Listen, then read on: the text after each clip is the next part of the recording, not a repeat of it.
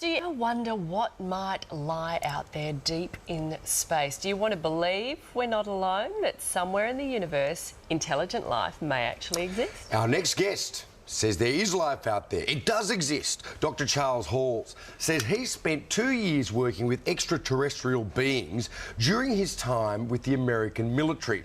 He claims the US military has actually been in contact with alien species for years. And Dr. Charles Hall is here to explain, along with his wife Marie, live from what Bugs Bunny used to call Albuquerque, New Mexico. Now, thank you both for your time. Terrific to have you with us. Firstly, Charles, can you tell us your story of how you managed to come into contact with these beings as you worked with the military? I'm a Vietnam veteran, and I enlisted in the Air Force in July 1964, and I was trained as a weather observer. And I was sent to Nellis Air Force Base, Nevada, outside Las Vegas, Nevada. And for 2.5 years, I was sent up to the gunnery ranges up at Indian Springs, and I was given a clearance to allow me to go anywhere in Dreamland, as long as I was alone. I discovered that up there at the north end of Indian Springs Valley, which you can see on the map, in the state of Nevada here in America, that there was a base which the U.S. Air Force maintained for a group of extraterrestrials who were tall and white. And I, as the duty weather observer, was allowed to go up there, or they were allowed to come down to where I was.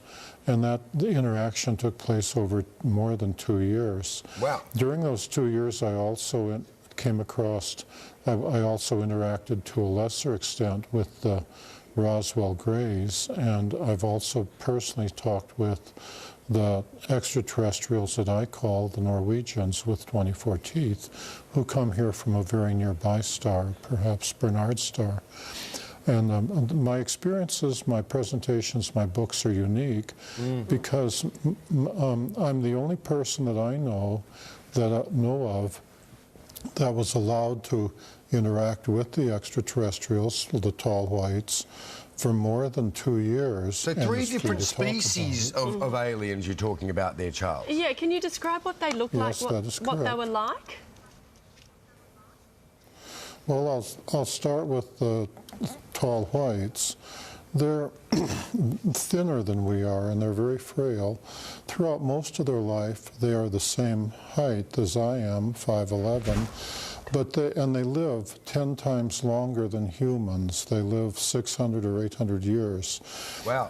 But they don't age the way we do. When they get to be equivalent to a human of about 40 years, that means when they're about 400 years, they start growing again instead of aging as humans. Right. And then they go, and this continues, and so that by the time they get to be 600 or 800 years old, they're very tall, 8.5, 9, or 10 feet tall. But this is not necessarily good because their skeleton grows more than their internal organs. And so there comes a time after 600 or 800 years when their skeleton, their body is tall, but their organs can't support it. The at which time they die a natural death, because they're just flesh and blood creatures like we are. If they injure themselves, it takes them 10 times longer to heal up than a human. Yeah. So there's a trade-off. Yeah, right. They still look fresh as a daisy when they go, though. They look like Tilda Swinton. Hey, just quickly, you had them there. You were working with the aliens on any particular project, or was the military working with the aliens on a particular project? Was there, I don't know, technology sharing or, you know, botanical cross-fertilisation? The U.S. Air Force, and I'm speaking of the mid-1960s, was willing to give them anything they asked for. When I first met them, I was very afraid of them, and every human I met when you come across them out in the desert was naturally very afraid of them, and they were even more afraid of us. It's like running into a gorilla in the wild where the gorilla is on his home ground. So they had to go through a process of becoming used to being around humans before they could take part in the technology transfer program. I, as the weather observer, was the test human.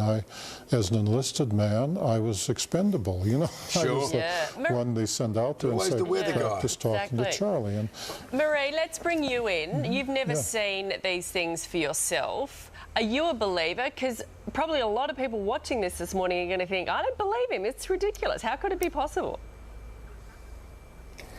Well, Charles was very intelligent in that he waited until we'd been married a couple of months before he told me about the extraterrestrials coming into his barracks at night. And he said, well, what do you think? And I said, I really don't care. I have never given any thought as to whether they exist or not, and I really don't care.